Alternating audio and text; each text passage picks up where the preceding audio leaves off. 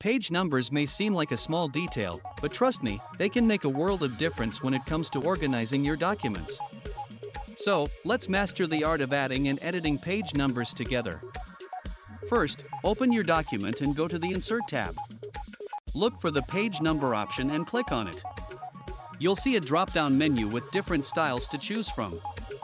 Pick the one that suits your document's aesthetic. Now, you might be thinking, what if I want to start the page numbers from a specific page? Well, don't worry.